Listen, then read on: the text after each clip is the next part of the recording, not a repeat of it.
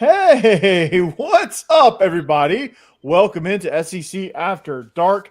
We've got a basketball team, folks, and I'm your point guard, Corey Burton. Joining me is my shooting guard, Stephen Willis, the point forward, Mike Huseman, the power forward, Jake Thomas, and the man in the middle, Jeb Beecham.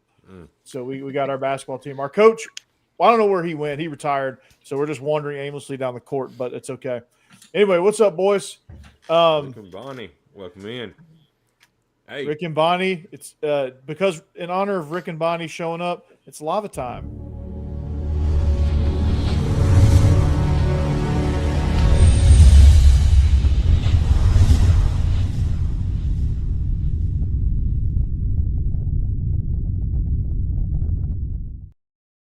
I thought about making a new one of those, but I feel like y'all would mutiny if I did. So yeah, you're not. I like the lava.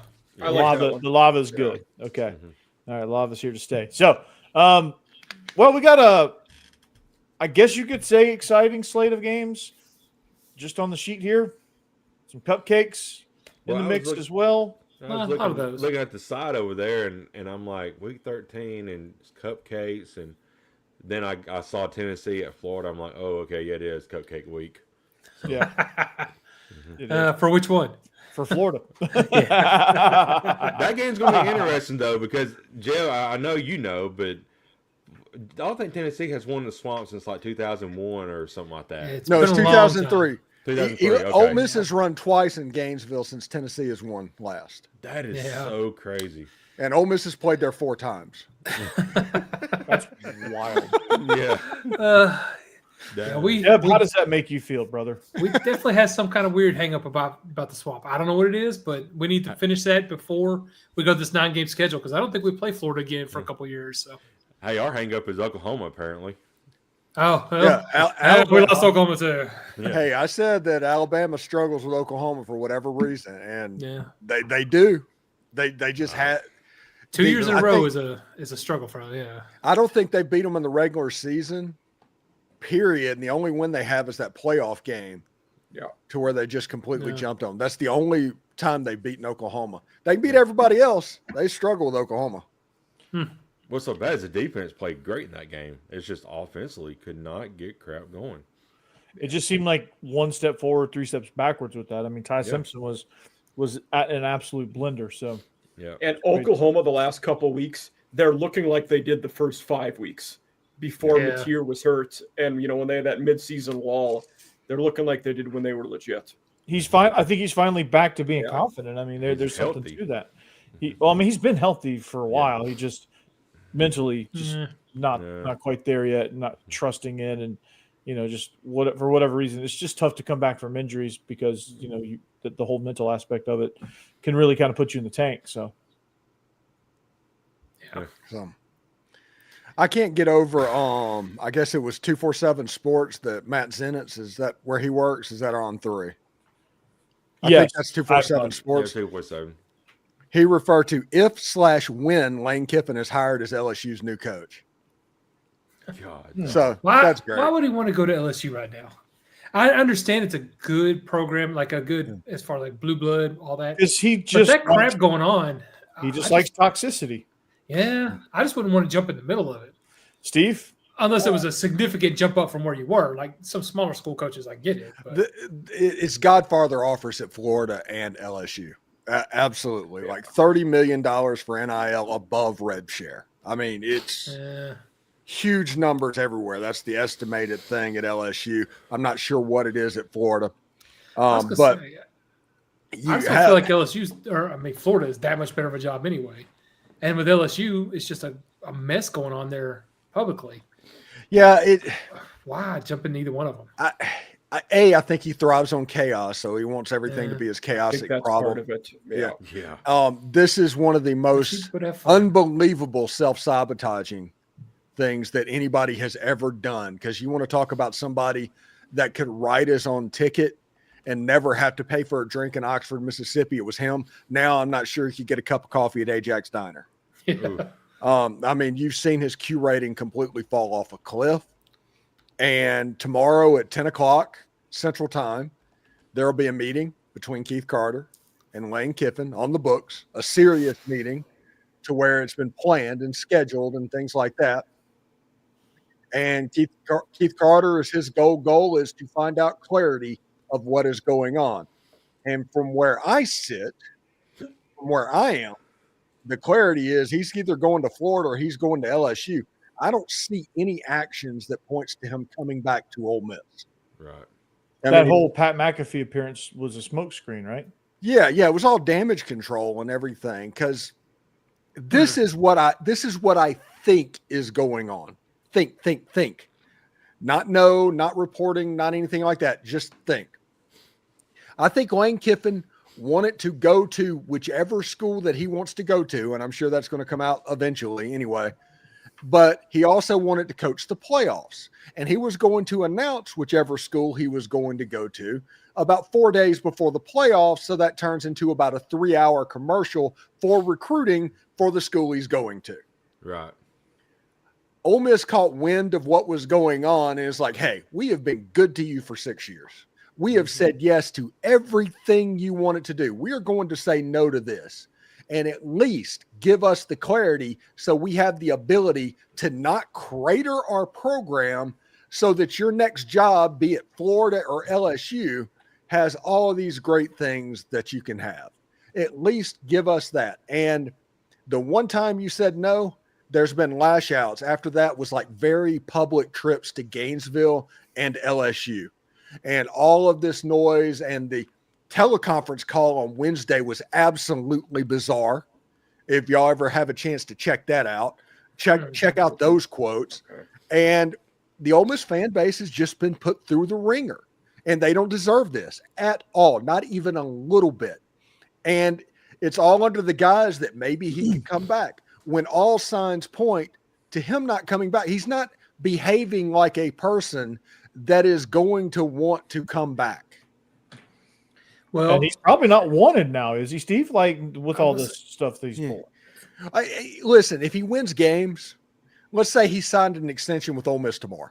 Yeah. If he won 3 games in the playoffs or something like that, or got them to 10 or 11 wins, eventually everything would be forgiven, just like 2022. Yeah, but it would. Let him sign the extension and lose the state, though. But now you see why. Game.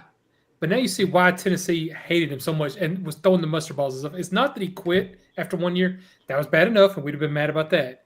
But it's the way he quit. When he quit, he and Ed Orgeron were calling recruits and trying to get them not to go to class the next day so they could transfer out with him and leave with it. He was trying to not just leave Tennessee. He was trying to help crater Tennessee as well on his way out. Yeah.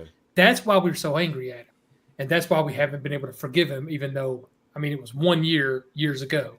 You'd think we'd get over it by now, but this is the way he does. And I was hoping he had grown up a bit. And, he's become a better coach, but it doesn't sound like he's grown up as a person. Right. We're like 6 weeks past the E60 documentary talking about how he's changed and all of that. 6 weeks. And the reality is, if it was any other school in the world, he could have gotten away with this. I'm glad y'all let him. Since Tommy Tuberville happened at Ole Miss and the leaving Oxford's in a pine box, our antenna has been up the whole time this has been going on, and looking for anything and any reason to all that. Just we're ready to pounce. And I think that's the reason this meeting is happening, because it's almost like we found out about somebody trying to Tommy Tuberville 2 weeks before it was supposed to happen. Yeah.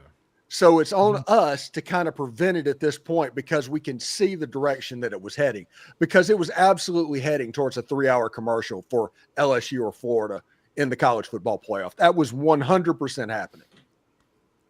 Yeah. Looking on the outside and looking on this, because I'm an outsider in this, but it just kind of sucks for Ole Miss fans and Boost and stuff, because every time he got at the podium, it's like, I need money, NIL, you write that check out, and y'all responded in a big way to NIL to help improve his teams like he asked, and now he's going to do this to y'all. Yeah, but I don't think Ole Miss. It also worked what he did. The things he asked for and did work on the field. Sort of. Sort of. Well, The not being able to attract a top roster is not true because in 2024 there was a top 5 roster in Oxford, Mississippi that he found a way to lose 3 games and not make the playoffs with. That's a good point. So he might want to blame that on Ole Miss. That's one of those look in the mirror things. Mm-hmm. It does surprise me that he's as hot a commodity as he is. Like, I get that he's somebody you'd want, like Eli Drinkowitz. You know, I can understand why a lot of teams want him. But they're just falling heads over heels for him everywhere. I mean, the funniest thing in all this, outside of him just, I'd rather he just stay at Ole Miss. But if he's not going to, the best thing that could happen is him just come out and be the coach of the fucking Giants or something. I mean, it makes no sense why everybody. Oh, there goes our clean rating. Yeah. Clean rating. Oh, man. Clean rating is over. And it wasn't my fault this time. I love it. Yeah. And Yeah, we're also the dealing with the Tennessee- team never made the playoffs. Too. Well, Yeah. And if just this don't goes understand. poorly in this ultimatum meeting to where he gets reassigned or suspended, he's still never made the playoffs, even if Ole Miss beats Mississippi State. Yeah. Right. And he's people are just falling head over. I don't understand it at all, honestly. Yeah. Like I said, I understand him being a good candidate, but not this amazing thing that everybody's fighting for. Like, It is because they're winning at Ole Miss. yeah, This is actually a rub at Ole Miss. He's doing this insulting, in actually. spite. He's doing this in spite of being at Ole Miss. And And in his defense, we're not talking about a flash in the pan, someone who's job jumping, always looking for the next move.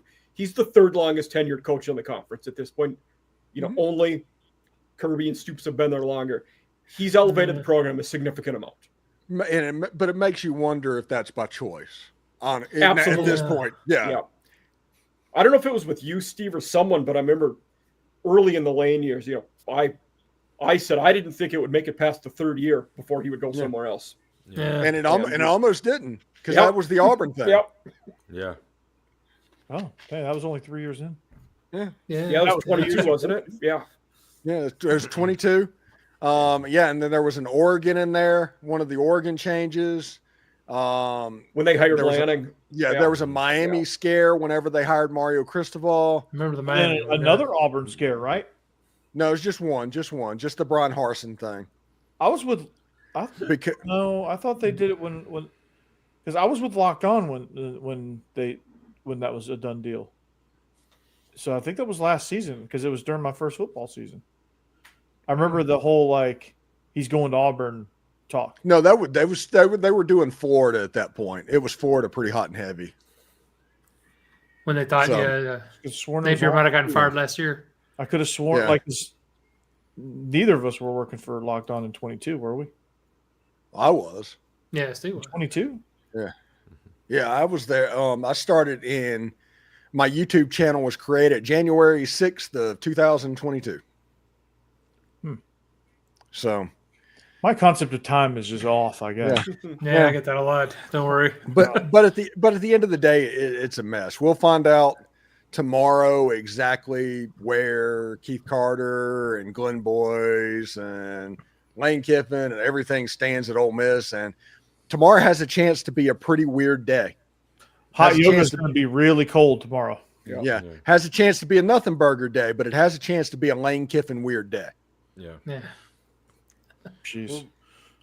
Well, since we're on this topic real quick, and we ain't got to spend a lot of time on it, but Mike, you may have some insight on this, but is there any rumors or any truth to possibly Sarkisian leaving Texas, going somewhere else, like maybe the Titans? I've seen his name brought up at the Titans last couple of weeks. He said yesterday he is absolutely not going anywhere. Okay. Like he said that in a press conference. He I said, I'm not going anywhere. What he said. That's a direct quote. So when he's announced with the Titans in January, I guess that'll all go out the window. I mean, I don't know who. I don't think he leaves now, though. I don't. I don't think he would have said it the way he did it and been that emphatic if he was considering it. Nick Saban was that emphatic when he was. I was going to say we had Saban 18 years, but anytime his name got brought up, it's just like, just freak out a little bit. But yeah, it does seem. I don't know. It does seem like that's the one thing that can attract them way faster is the NFL. Whenever you hear I'm definitely not going anywhere. I think the difference there is Saban hated it in the NFL. I think Sark really likes what he's doing now and enjoys Texas. Why wouldn't you? You have everything you want. I mean, he should. I don't think he Yeah. should go anywhere. I just nothing would surprise me these days because I thought Lane Kiffin was solid and set at Ole Miss. And I've just been through so many terrible coaches since Jeff Fisher was fired from the I was about to say terrible coach.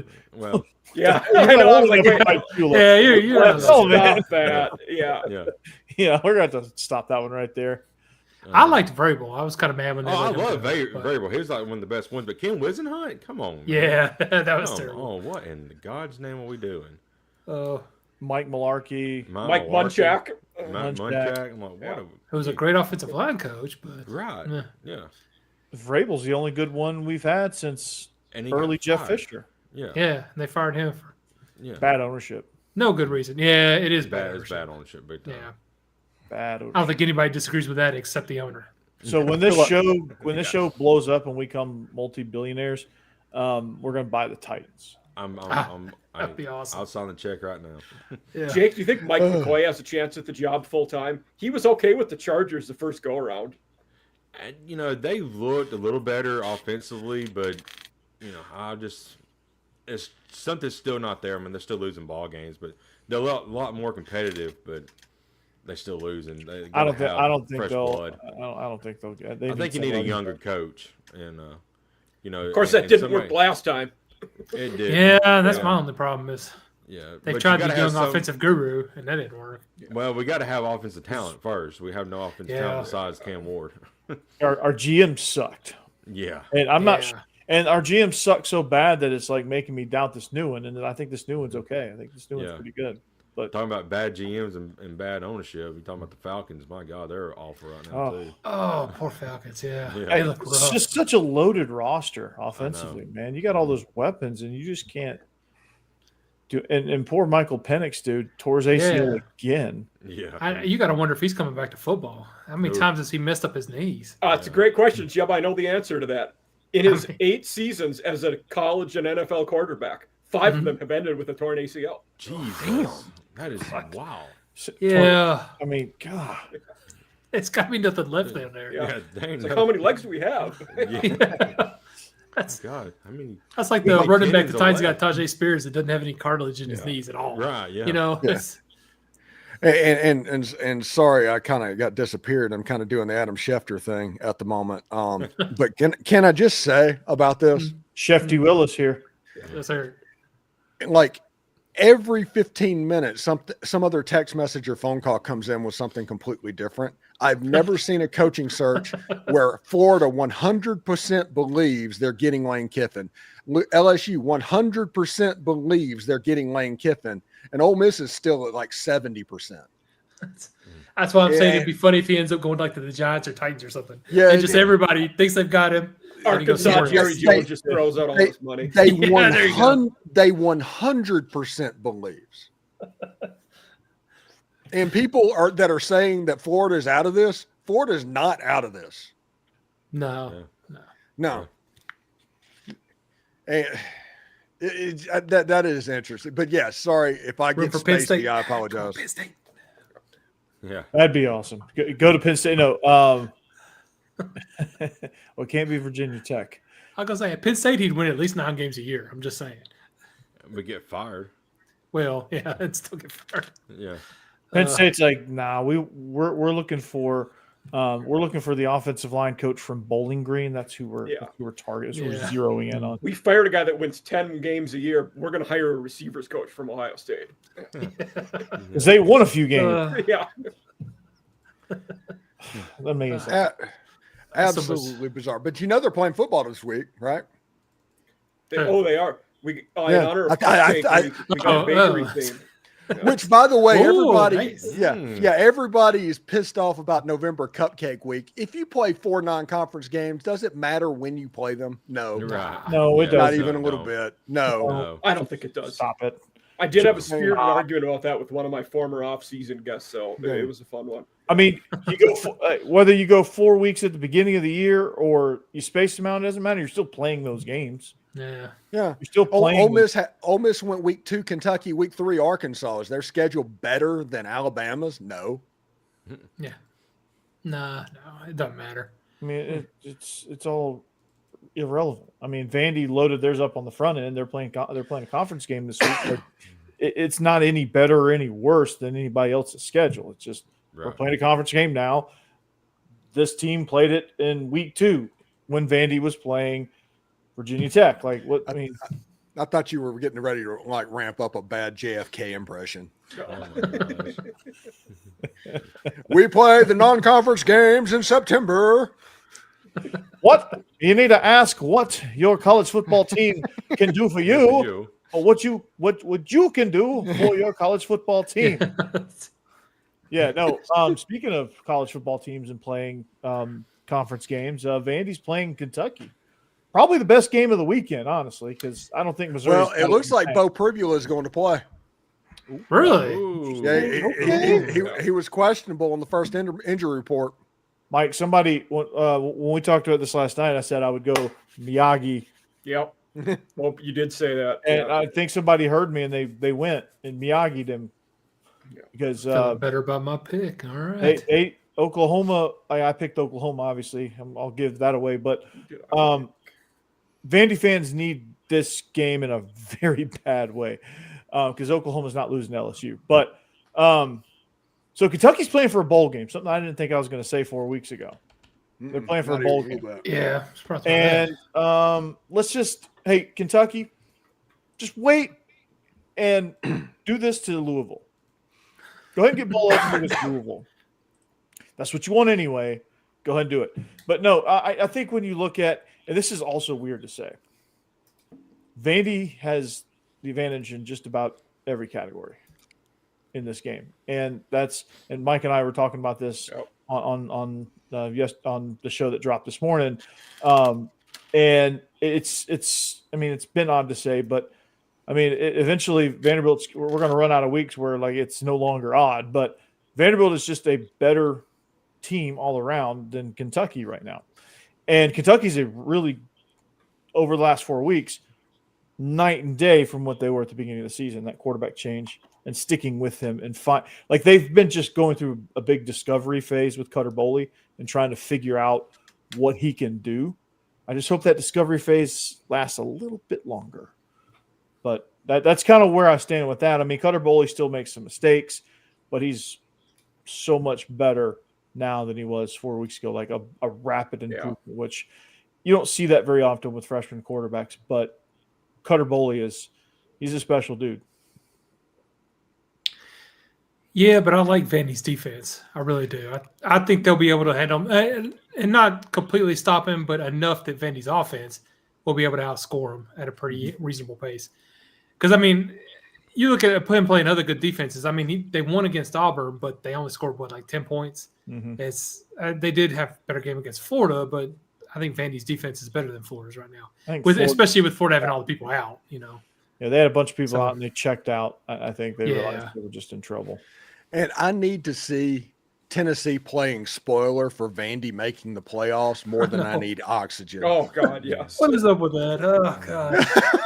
Talking about bizarre headlines, Jeb. That's going to be my theme all next week, just so you know. But if Tennessee wins this weekend and goes into that, not only will they be trying to spoil Vandy going to the playoffs, but if they beat Vandy, they really should move ahead of them in the rankings. So they're trying to just not finish behind Vandy. So that's another bizarre. Okay, thank you, Jeb. I didn't realize that angle either. If Oklahoma loses to Mizzou and then Vandy loses that game, we're getting 3 Big 12 teams in the playoff is what's happening. Yeah, probably true. So, yeah. So no, Vandy needs to win. Oklahoma needs to lose. I'm not looking forward to next weekend. No, Oklahoma doesn't need to lose. They deserve where they are. Vandy needs to take care of business and jump Big 12 teams. Oklahoma makes the playoffs. I don't know why. Like I would like to see them. They're a fun team to watch play defense. Oklahoma. They played Alabama and had Alabama in knots, and they didn't even have their best pass rusher. I was not rooting for them after Tennessee lost to them, but then they beat Alabama, and now I'm back in their corner. I don't know. It's a tough one. That makes you wonder how good of a day that Trinidad Chambliss had against Oklahoma. Yeah. Remembering that. Yeah, when you see this defense just treating quarterbacks like that, and he just shredded them, took them apart. Yeah, I mean that was impressive. Like what he was able to do, what he was able to accomplish. They struggled with that, and poor Matt Zollers, if he's the guy, I don't know that I don't know that Bo Pribula is going to be able to start. I mean that if you're going to throw a guy out there on a bum wheel against that defense, that's just cruel. Mm-hmm. Like they're gonna, I mean, he won't last. I'm gonna say, if you're already knocked out of the playoffs anyway, he won't last. Seems kind of mean. Yeah, he won't last even if he goes in. He'll take a couple big shots and he'll be back out. I mean, it's just the way this defense plays. I mean, and you know that's gonna be that. So going back to the Kentucky Vandy game, and I'm not saying this is going to happen, but in a crazy scenario where Kentucky just says they win out and get 7-5, they've got to throw Stoops a daggone lifetime contract, because what he has done with this daggone he's roster. coach of the year if that happens. Yeah, absolutely. If they get to a bowl game, I think he's in the running for coach of the year. Absolutely. He should be. And when you look at it, they should have beat Texas. Right. They had a decent start against Ole Miss. Mm-hmm. Yeah. I mean, it was pretty close to this has been a pretty close to a special type Music City Bowl, Duke's Mayo Bowl level season for Kentucky when they were supposed to finish dead last. Right. Mm-hmm. And at one point in the season, you were like, yeah, they're dead last. They're playing like they lost like 5 out of 6 there for a little while, and you thought, they're terrible. Yeah. And then Kentucky is the perfect example of having to get your quarterback pick right, because whenever they get it wrong, they're awful. When they get it right, they're okay. Right. Yep. And if they'd have got it right from the jump, they might have been pretty good. Mm-hmm. Yeah. But I think Vandy's going to overpower them. I think they're just too talented. Yeah, Vandy's super. Think about what you just said. Oh, say it out loud. Vandy say that again. Overpowering anybody, but yes, the juggernaut that is Vanderbilt. Right. Oh no! Here comes Vanderbilt. The mighty powerhouse. Yeah, one of their cheers is like, "You'll never take me alive, coppers." That's the last time we won a national championship, son. Say, what do you say? Say, what do you say? Huh? I want to get a couple of fit. We run the T formation. What was the one part when they was it scoring all the points or winning a title where the last time they did it, the quarterback ended up dying in World War I? Yeah, something like that. It was last time. Oh God. Okay. The worst loss that Ole Miss has ever taken in their history was to Vanderbilt. Wow. Really? What was the score? It was like 81-0. Okay. Good God. Yeah, Vandy used to not be worth trifling with. Right. Yeah. So like the 1910 Vandy, like the McGugan Vanderbilt Commodores. Yeah. Don't mess with those dudes. Yeah. You FAF up. Well, I can say it now. You fuck around and find out. Yeah, I was going to too late. Sorry. Yeah, when you talk about them being a juggernaut, you hear every now and then people say we're now living in the worst timeline or something, but every now and then there's something fun you can find in that timeline. Right. Vanderbilt, the juggernaut. You know what Clark Lee has started calling the stadium now? What's that? The cage. Rebel? Oh. The cage. Because it's like real, like everything's real tight. And you feel like you can't escape. He's like that's a great nickname for a stadium. Everything is coming up Millhouse for the Vanderbilt Commodores. Yeah. He goes, and you wouldn't believe how many F-bombs he drops. Like you see these behind the scenes things. He drops F-bombs all over the place.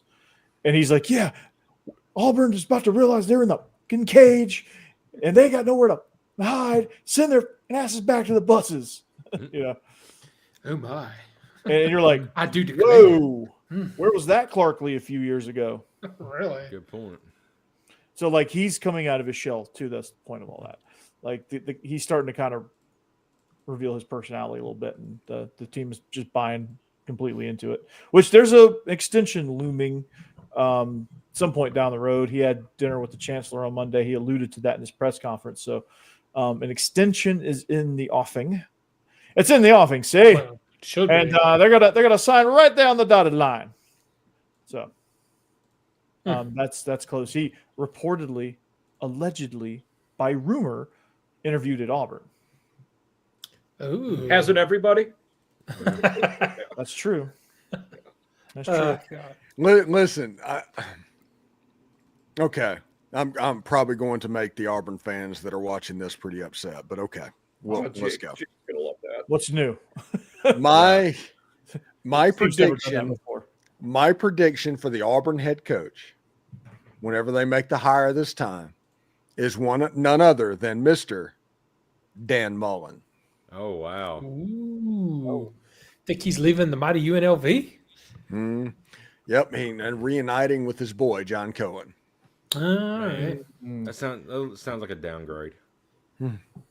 I just feel like if I was an Auburn fan and I was getting all geared up, it was like, okay, Drinkowitz, okay, Lincoln Riley, that thing's been thrown out there, by the way, Clark Lee, and hey, we're hiring a coach. It is Dan Mullen. Luke Fickell. I know Matt Perkins would be extremely happy about that. He would love that, yeah. But Jonathan Smith. Yeah, things are going extremely well at Michigan State. So yeah. Things are looking up, guys. They would Gene Chizik the heck out of that tarmac.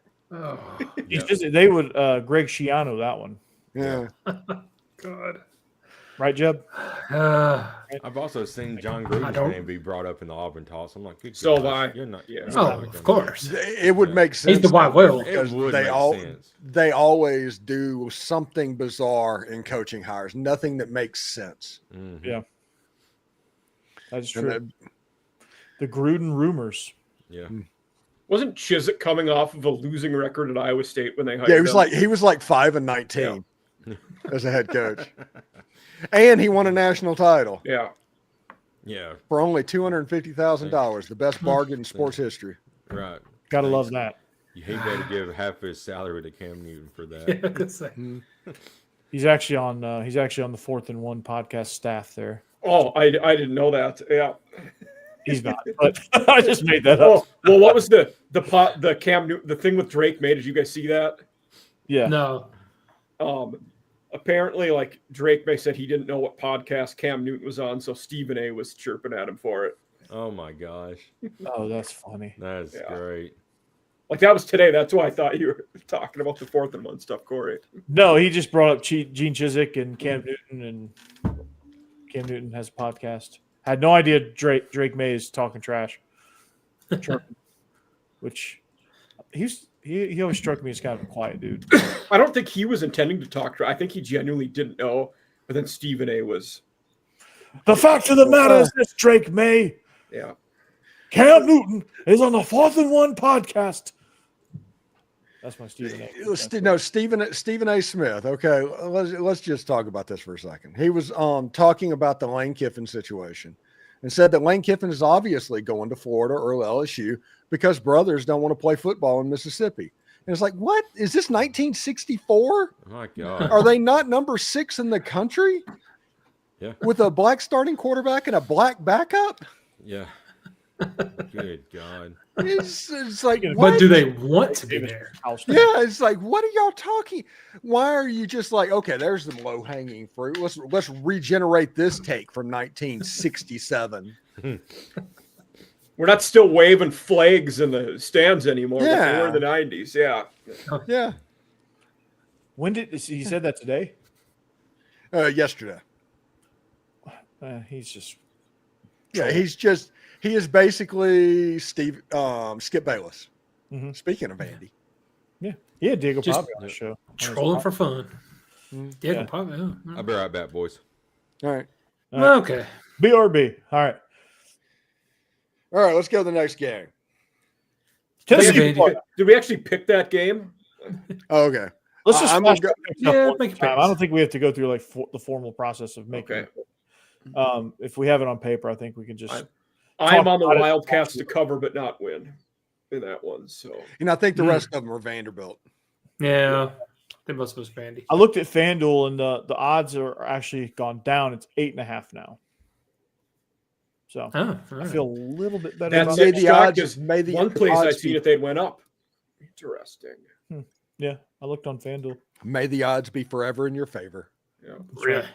But the over-under went up from 52 to 54 and a half. Ooh. So- I'm telling you, that game has a chance to be 2 hours and 30 minutes long. It's going to be a quick one. Mm-hmm. Diego's last chance. That's how I feel about Oklahoma, Missouri. I think that's going to be a fast game. They're going to run a lot. Yeah, there's not a whole lot to talk about with that game. I mean, it's just Oklahoma's defense is just going to terrorize Missouri, and there's not a whole lot Missouri's going to be able to do about it. Missouri's defense is good too, but if they can't win, Oklahoma's is better. Yeah. Who has the better running game? Missouri? I like. Missouri's is really good, but Oklahoma's defense is bigger. Yeah. Yeah. Okay. You can't put Zollers if he's playing quarterback in 3rd and 7. Yeah. You need to run it. And I think with when you have a great running game, I think when you're going against a great defense, your quarterback has to bail you out just a few times. Yeah. I don't think Zollers is good enough against that defense to even do that. That defense is special. And, I don't know that he's going to be able to convert a whole lot of 3rd and 8s or a whole lot of meaningful 3rd and 9s that Oklahoma is going to get Missouri into. And it's just going to be, and Missouri's defense is pretty good. So this may be another slugfest, rock fight, whatever you want to call it. But I think Oklahoma on the whole is better defensively than Missouri. Missouri probably in the front 7 might have a slight advantage, but I think there's some things in the secondary that they lack. And I think John Mateer can make enough plays to just nudge them ahead. Mm-hmm. That's my feeling on this one. What about you, Mike?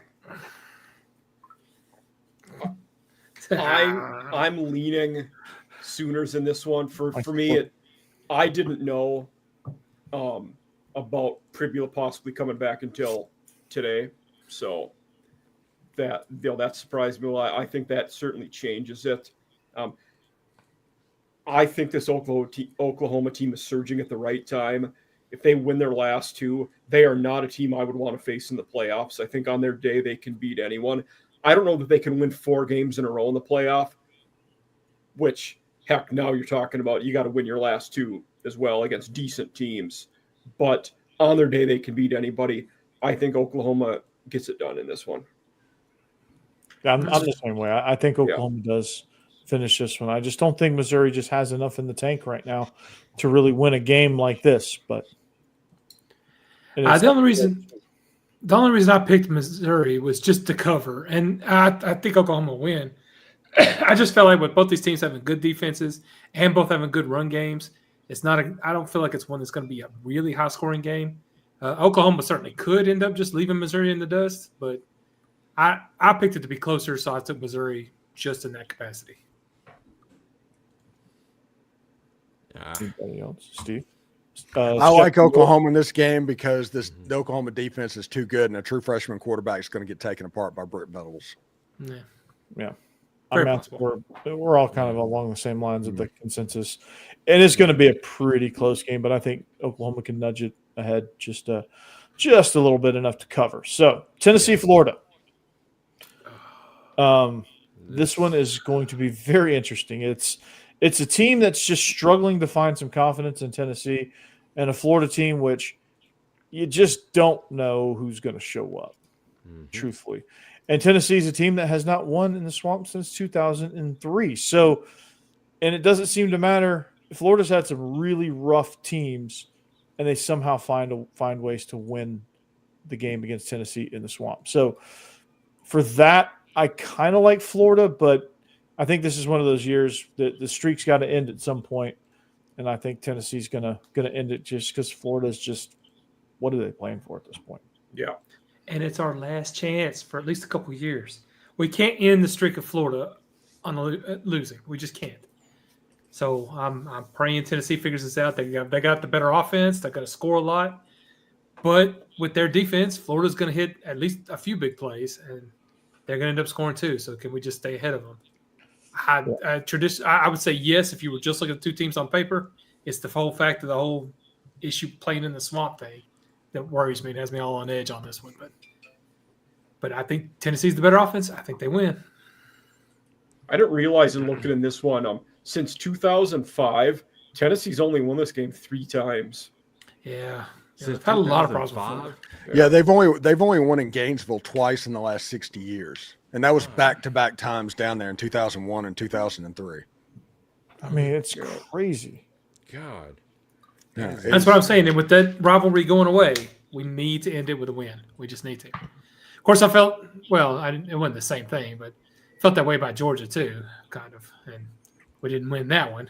Came close, very close, but couldn't do it. This spread surprised me too. Same, the Oklahoma one was bigger than I thought it would be. This one's not as big as I thought it would be. 3.5. Yeah. They're respecting that problem playing in the swamp thing. Yeah. That defense is good, and they're legitimately good defensively, but they're losing a lot of players to injuries. If you look at their injury report, my goodness. Oh yeah.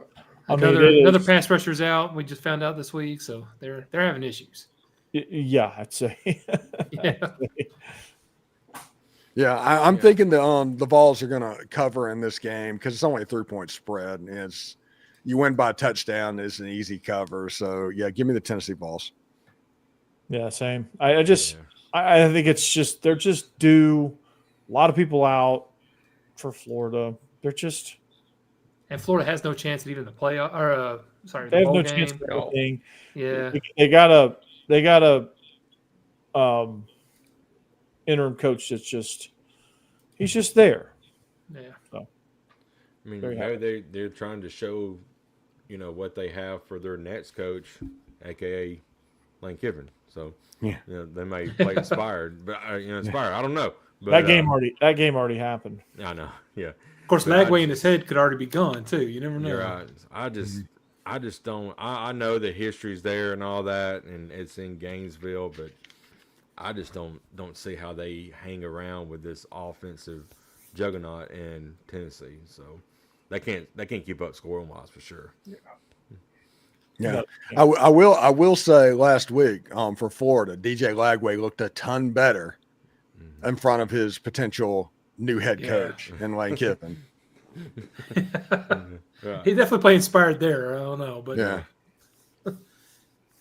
but we'll all hope it's because he's transferring to Ole Miss. We'll see. I think on the Lane Train thing, I think the bridges they're on fire. Yeah, they might not have burnt them down, but they definitely are going to need some repairing before you can cross them. Yeah, I'm definitely. I was going to say he can cross them right now. He can put out the fires, but he needs to do it very soon. Yeah, once that bridge is gone. Yeah, and we'll see what happens tomorrow at 10 Central. Yeah, that should tell us a lot. Yeah. Rooting for Mizzou and USC this weekend. Rooting for Kansas. Oh, the Trojans. Okay. Oh, but I don't know. Yeah. But if USC wins, then they jump ahead of Vandy, I think. Rick and Bonnie, really? I think Rick and Bonnie's not rooting for what's helping Vandy. They were trying. They were worried about Alabama. Yeah. Okay. And that, I guess that helped. Alabama in Greenbow, Alabama. Yeah. I think Alabama, unless they just got to win. Just win. They of course this weekend is Illinois because it's Eastern Illinois, but you beat Auburn, and then you make the committee decide whether if you lose a game in the conference championship game, they said they weren't going to penalize you. Alabama will have 3 losses at that point. Do they stay in? Even though they lost their conference championship game. Yeah. God, you wouldn't think it 10-3, but who knows? Yeah, right. Anything can happen. It should be interesting to see. Yeah. Hey, they want Ole Miss out of it. And these are the same people that lost their mind when Florida State got left out. But they think it's only fair that Ole Miss gets left out if Lane Kiffin's gone because that's the difference than the players actually on the field. I was wondering about that. If y'all lose the Egg Bowl and Lane Kiffin leaves, will they try and use that as an excuse? Yeah, they would try and use that as an excuse. I mean, the chairman of the the head honcho there said that the reason Alabama got put behind Notre Dame is because of their rushing statistics. So, they're not rushing the ball real well. I'm not really. Well, to be fair, that's Hunter Yurachek, who is the Arkansas athletic director. Right. He may not know football. Yeah, I know. He don't know ball, guys. Hey, Paul, he don't know ball. I'll hang on. Listen. Yeah. Paul. So it don't matter head to head. Don't matter. No matter where your wins are. how you win. It's all about the rushing stats. So yeah, we got to have 500 yards on the ground this weekend. Which you'll get penalized for running a score up on November cupcake. Right. Yeah. Ole Miss did. Ole Miss dropped down a line, and after winning 49-0 and outgaining the Citadel 600-100. Yeah, right. They didn't beat them by the imaginary offshore spread of 55 points. Penalized. And it's like, oh, you struggled with the Citadel. Good teams win, great teams cover. Yeah. Well, it was a no-line game, so technically we did cover. Yeah. Yeah. You didn't cover the bet that was in the Dominican. Oh, my gosh. Yeah. Oh, goodness. The dual fan sports line was 56.5 for Ole Miss. Oh, yeah. The dual fan. Yeah. The thing about it is, if that scenario happens where Alabama beats Auburn, then they lose to the championship game and get left out. I mean, a lot of people are saying you will not see anybody want to play a championship game again if it comes to that scenario. Well, if they lose to Auburn, are they out of the championship game though? I mean, there's a lot of weird stuff that could happen. Pretty much. But because I think so. They at that point, if Texas wins and Alabama loses and Ole Miss wins, Ole Miss takes the spot. Right. Otherwise, it's Texas A&M. If Texas A&M just beats Texas, they're in. Mm-hmm. And they would play Alabama. And Alabama, if they lose to Auburn, that's how Georgia gets in, essentially. Yeah. And Georgia beats them out of Texas. And you can't have a tiebreaker that includes Georgia and Texas A&M because they never play each other. Right. They still haven't played in Kyle Field. I know. Wild, dude. Yeah, Georgia's played in Austin as an SEC member before Kyle Field. Yeah. That is so bizarre. How does that happen? I know that is the case. Why?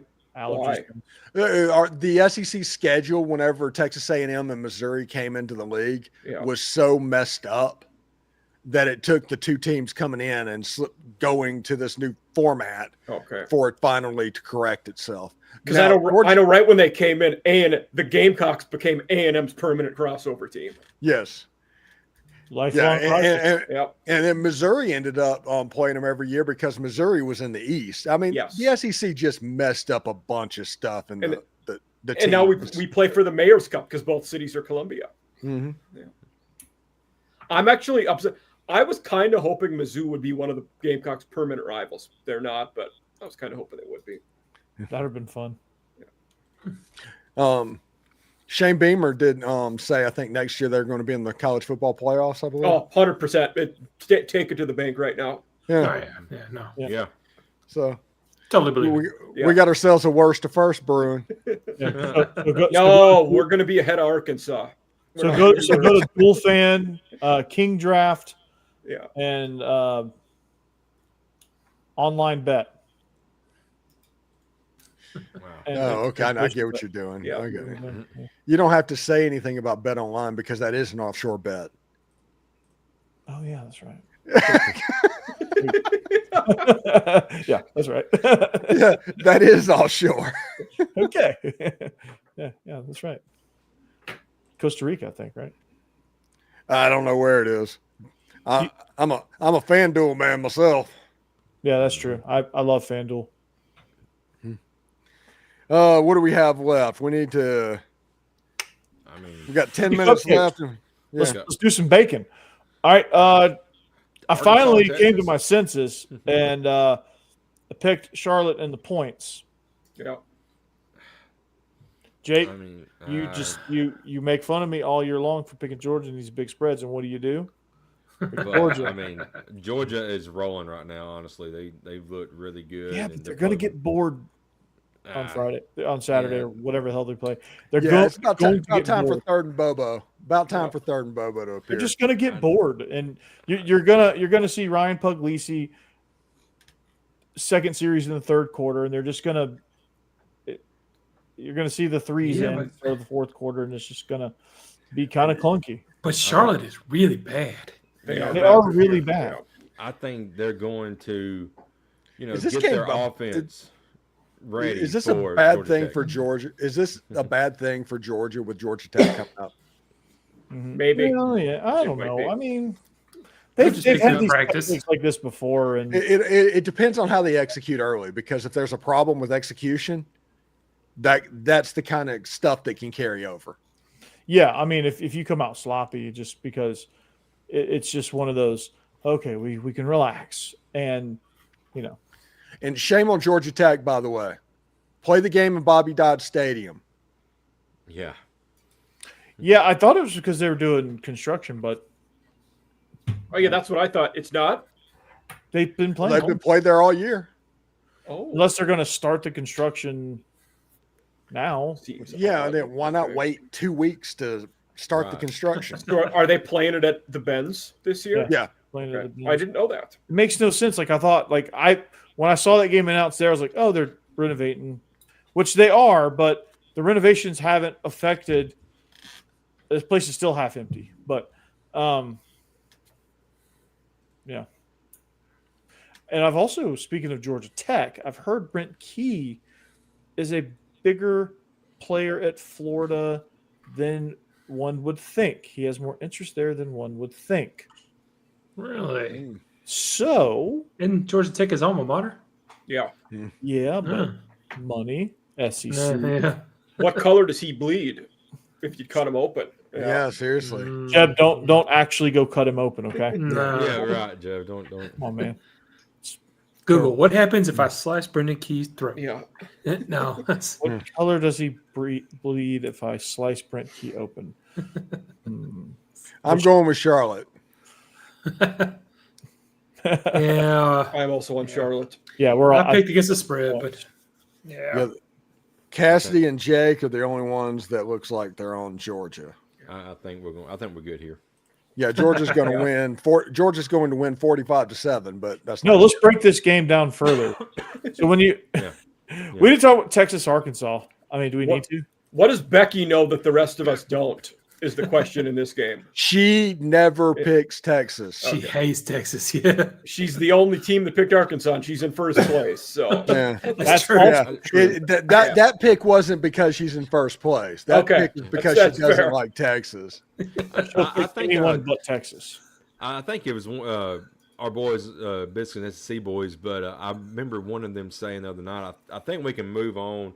Arkansas hiring Bobby Petrino because they haven't won a game since he took over. So they've looked downright dreadful. Actually, yeah, they cannot win a one-score game. They cannot win a one-score game. Nope. And it's pretty funny. I was listening. I was actually tuned into Locked On Razorbacks today. Just John Neighbors is one of my favorite dudes ever. I've never actually listened to his show. I've always just kind of seen his clips and obviously interacted with him on Squad. But it's a mess over there. Not on his show, but it's a mess over there at Arkansas. Yeah. Are they going to end up hiring Eric Morris or Alex Golish? I feel like one of those two is probably the favorite at this point. Probably Ryan Silverfield. Oh, good. Yeah, he could be too. I mean, they're still holding out hope for Dan Campbell, I guess. I don't know. They're one that would be a decent Dan Mullen hire. He'd be a good hire for those guys, I think. Yeah, and what you need is somebody that has the willpower to organize Walmart, JB Hunt, and those Tyson's Chicken into one collective thing. And if that happens, Arkansas could get scary. But the problem is you haven't found a coach that can do that. Is it true? It's probably fake. It's probably not true. But I'm going to ask it anyway. Did Dabo Swinney interview over there? They got Cal. They got Cal. It would be the similar situation as Cal from Kentucky. You have a coach that's not necessarily on the hot seat, but he doesn't feel appreciated anymore, Yeah, that's true. And I mean, it wouldn't shock me. I don't know if it actually happened, but it wouldn't shock me. And wouldn't be a terrible move. He could use a change of scenery. He could. I also wonder if that move would be doomed to fail. I don't know if you get much better if you hire Dabo if you're Arkansas right now. Does that elevate you to where you want to be? I don't see it at this point, especially after this year Clemson had, where on paper you had a top 10 talented roster, and they were very talented this year, and they suck. Mm-hmm. They knocked off Louisville. They did. All right, put the cupcakes back up. I think we're all on Texas. All right, except Becky. Yeah. And Coastal. Jake, Cassidy, and Bossman. Bossman, explain why you like. Oh, just kidding. Jake and Cassidy on the South Carolina train. What do you guys see that I don't? An SEC team against the Sun Belt team. Yeah, and I think Illinois Southern Which one's the played a Sun little Belt? bit better. Played better the last couple of weeks. So, yeah. Sorry, Mike. I would not take South Carolina favored by 25.5 against Air. No, they're just they just need to finish out the season and just reset. I mean, Mike Shula did some irreparable damage that they can't take care of until they hire some new blood at offensive coordinator. It just is what it is. They're not going to cover the spread. They'll win just fine. Next week will be the least hyped Palmetto Bowl that I can ever remember. Neither of them or Clemson have anything to look forward to. They both just want to check out and get to the offseason. Yeah. And Coastal Carolina, the mythical chickens against the fighting chickens. I guess we can talk about that a little bit. Yeah. Right. There's at least a storyline after the game. Yeah. No. We could talk about Coastal with the other Tim Beck as their head coach. Yeah. Tim Beck. I don't know if the Chaucer Roosters. Yeah. The Chaucer Roosters versus the Fighting Roosters. Mm-hmm. Professional Fighting Roosters. Yeah. I don't know. I feel like South Carolina can get it done. They're going to finish the season strong and then work on building for their playoff run next year. Thank you. I hope so too, Jake. I mean, they'll win by 3 touchdowns, but guess what? That's not a cover. I'm going to say, if the same offense that showed up at the first half of last week's game shows up, right, they can put up a lot of points. Then they win at halftime and never came back out. Yeah. I was gonna say, but Coastal Carolina's no A&M when it comes to making a comeback. But they're still not a bad team is the problem. So yeah, I was very disappointed in that because I was like, man, South Carolina's been holding back. Well, Mike Shue's been holding back, South Carolina, and then they didn't come out in the second half and play. I mean, you've got to at least get a field goal. They should have kicked. They were in field goal range and passed it up. Right, and then lose by 1. Man, awful. That's pretty terrible. But not a good look there for Shane. And then he comes out and says, "Yeah, we're going to be in the playoffs." You're like, after that, yeah.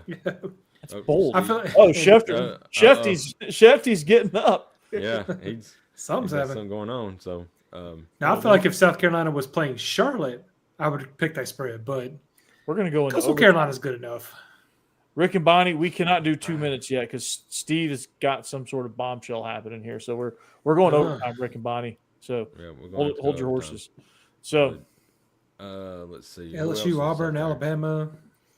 Steve's going to come back, and Kiffin's going to be announced as the head coach for the Giants, probably. Hey, I'll do it. Go to the NFL. I said this in our chat this week, but if there was a line on the Western Kentucky LSU game, I would probably have to pick Western Kentucky. There is. It's 22.5.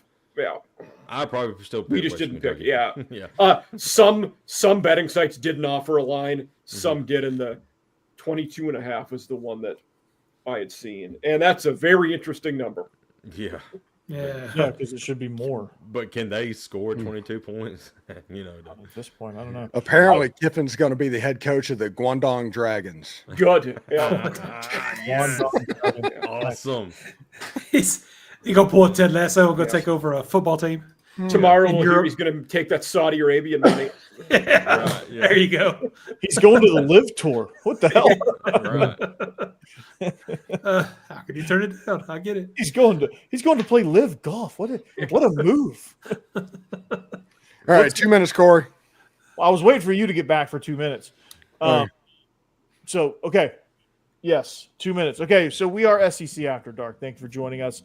Thank you for tuning in each and every week for the fun that we have.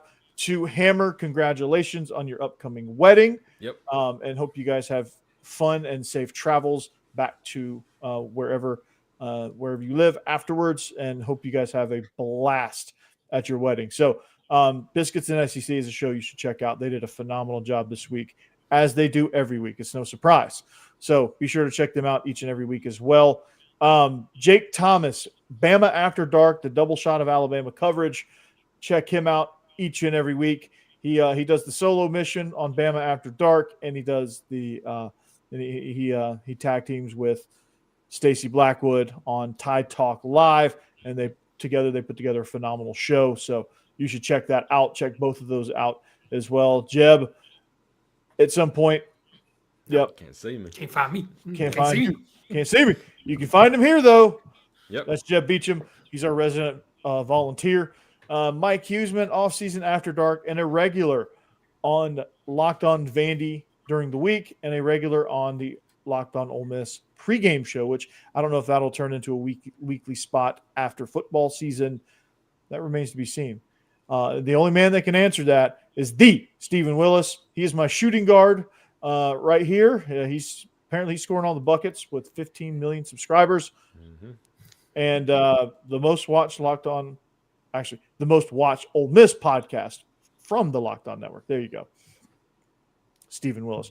Apparently when he talks, they listen, because he said something and Lane Kiffin immediately went on Pat McAfee to go, whoa, whoa, whoa, whoa, whoa, whoa, whoa. The boys got pulled. The boys got pulled. That's all I'm saying. He's got some pull now. He's got pull. We might need to increase the frame size here. Yeah. His hat's gone up a couple notches, but I kid. But dude's killing it. And then Locked On Vandy, we're over 1,000. We're over 1,100 now. Nice. We're cruising. We're cruising. So make sure you check that out. The Diego's last dance at First Bank is this weekend. So make sure you check that game out as well. And then it'll be on to who's next. Who's the next QB1? That'll be a fun run of shows there. Until next time, please check us out, SEC After Dark. Follow all of us. Our handles are in our name tags. Make sure you follow all of us and follow the show. And we thank you for joining. Bring a friend. Next time, 450 of you guys. Thanks for showing up. And we'll check you back here next week. Anchor down. Go Dogs. Howdy toddy. Good luck, Come Hammer. Gig 'em. No. There you go. Woo pig. Woo pig. Boiler up. In stream.